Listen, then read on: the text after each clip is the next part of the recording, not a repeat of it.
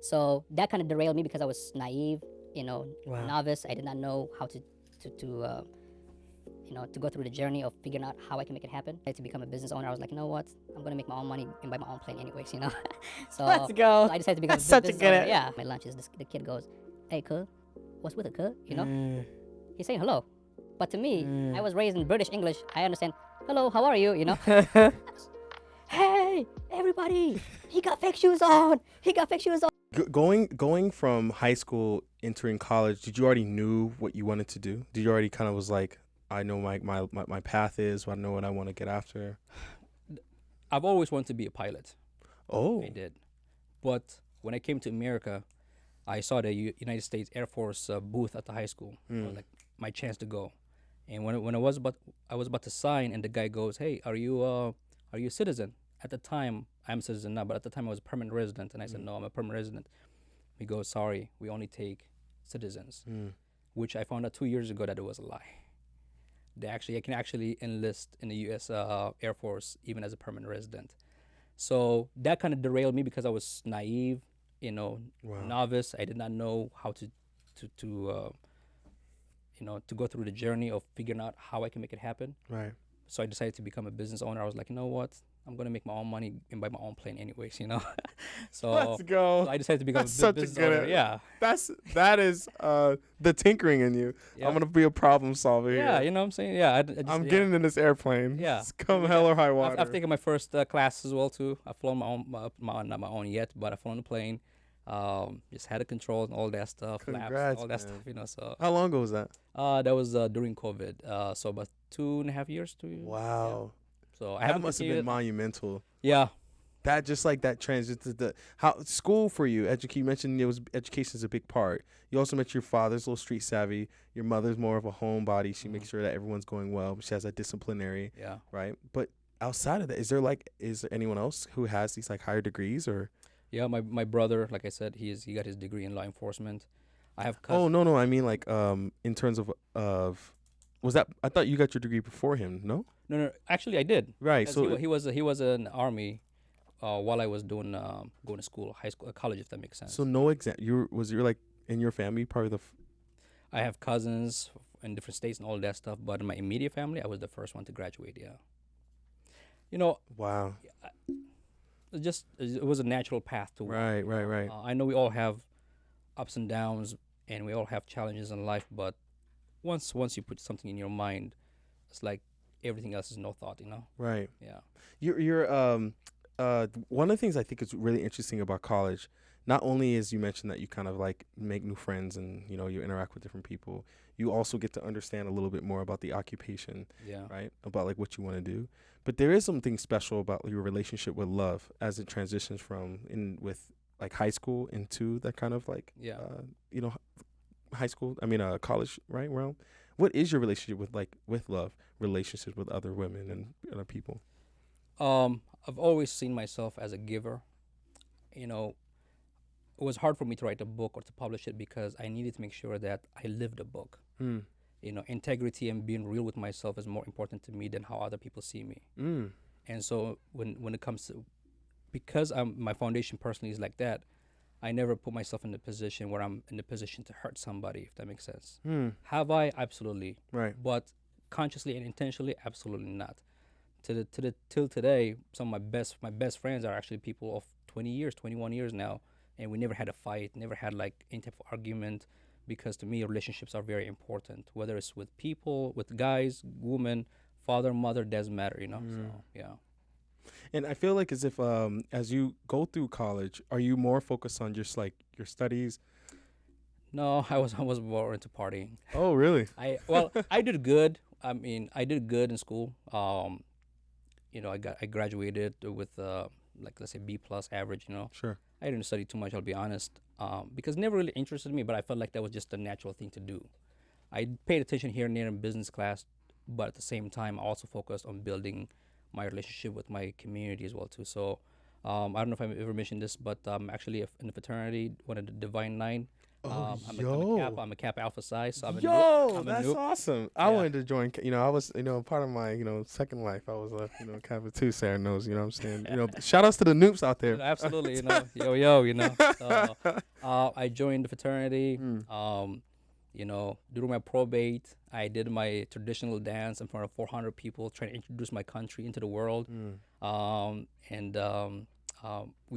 was a big stepper. So that was my way of giving back to my fraternity. It didn't come naturally to me, but I practiced so many times because I was had two left feet, as they say. It took time for me to catch on to coordination. Sure. But because I practiced so much, I was actually one of the best steppers that we had during my era, if that makes sense, Get excited. Yeah, we traveled to different states. We won a couple of championships. Yep. And my favorite show I ever done was in 2010. It was my last year in school. Actually, I just finished school, but I was just lingering, for like 2-3 months. We did a step show. It's called the Midwest Greek Step Show. It's one of the biggest step shows in Minnesota. We never won it before. Noobs never really won, but I told my LB, I was like, hey, let's do this, man. We're going to win this year. He's like, nah, we always lose. Nah. I was like, we're going to do this, man. He didn't do it. I did it. We ended up winning the championship. So that was my salute to the university and my way of saying I'm out. You had this it's almost a sense of like you wanted to be excellent. You wanted to show people around you that like what is possible. It's really cool to see you kind of transition to that space. You also mentioned connecting with your community.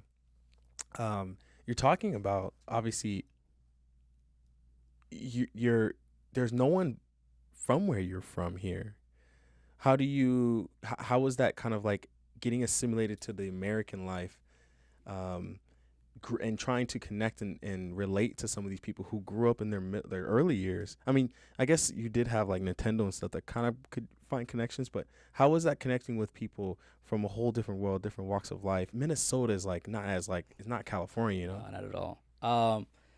So yes, we watched movies and all that stuff back home. Right. There's the idea of what America might be, but it was completely different than what you expected. Right. The weather being the first thing, and then number two is so I'll give you a good example. I told you earlier, for about 2 weeks I never ate lunch because I just did not know what the protocol was. But once I mustered the courage, I was like, what are they doing right there? I followed somebody, got my chicken patty, and I was about to pass the lunch lady that does the PIN code. And I wasn't going to even put any PIN code because I had no PIN code. I was just going to pass. She was like, hey, what are you doing? I said, eating lunch, And she said, no, you have to put your code in. I said, what code? I have no code. Oh, you must be new. I said, yeah. Okay, I'll give you this free lunch today, but get the sign tomorrow and come back. Bring it to me. I said, cool. But as soon as I passed her, like, it was almost as if time stood still. So all I can see is just this abyss and sea of students.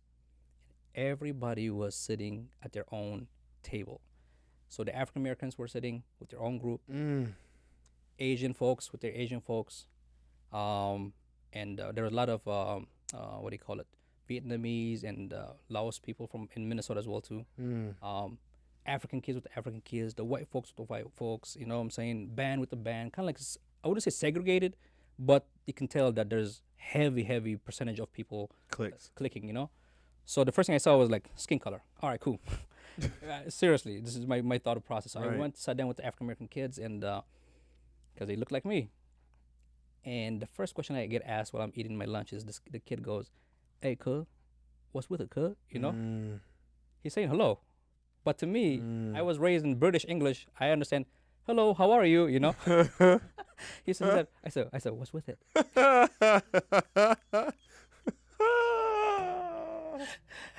Needless to say, that was the cool kids club. I realized now, and he goes like, never mind, bro. He just turns his face, Next day, guess what?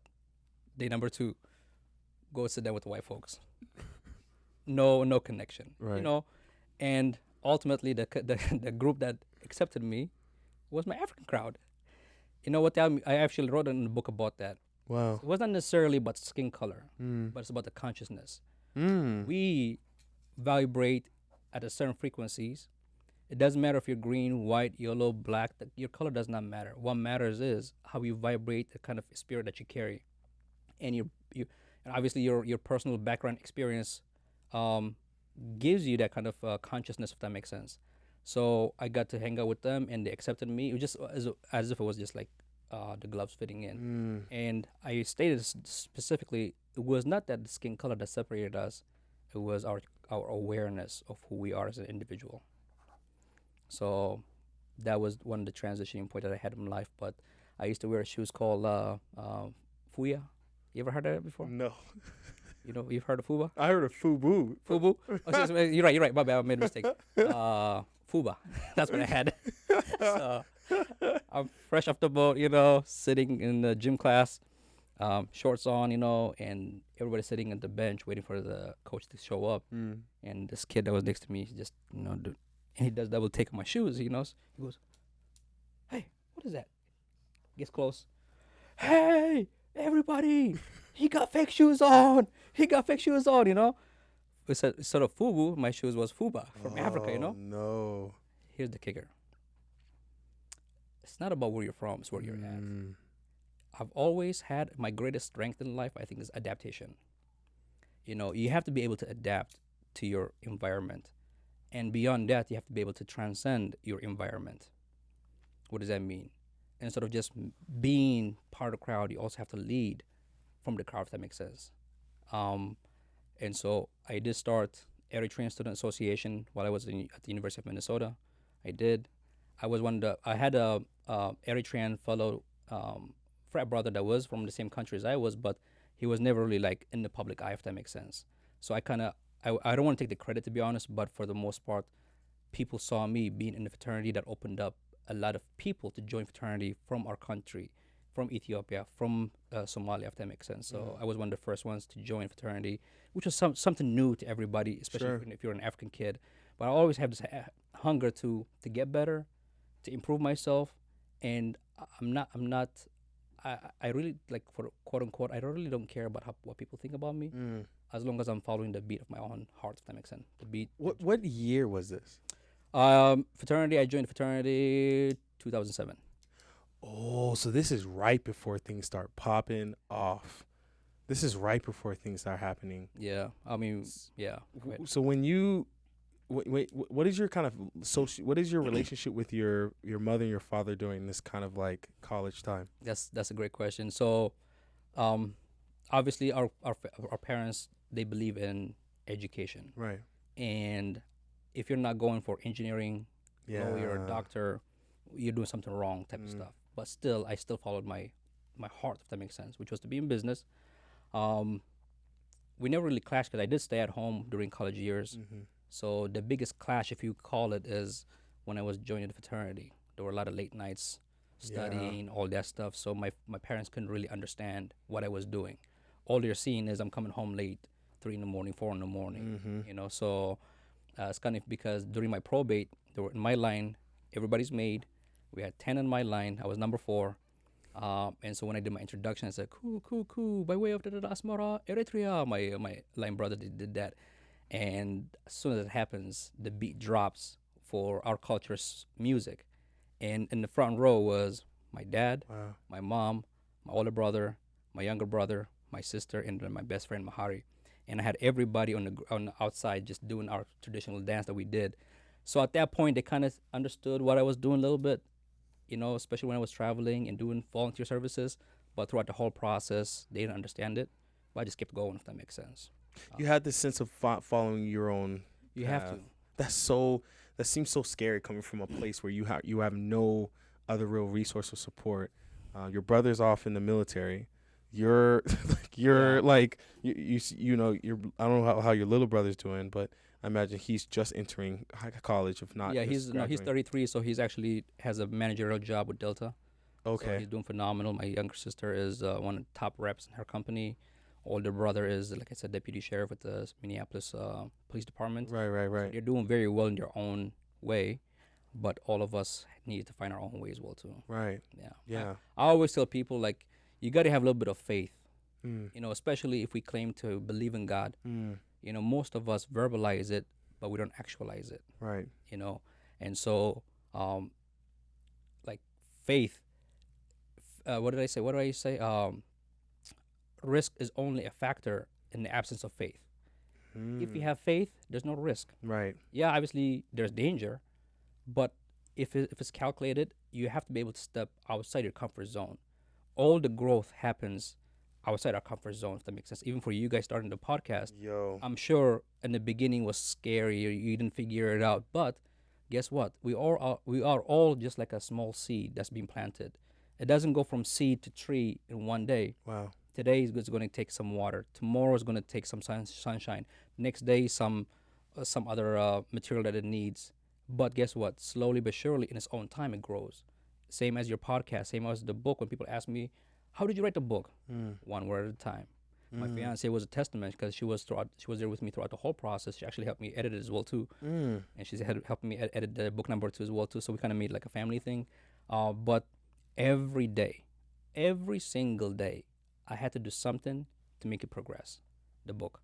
So some days I get inspired and I write 3, 4, 5, 10 pages. Other days, just a word. You know what I'm saying? But as long as I'm starting, as long as I'm moving forward, I know I couldn't fail.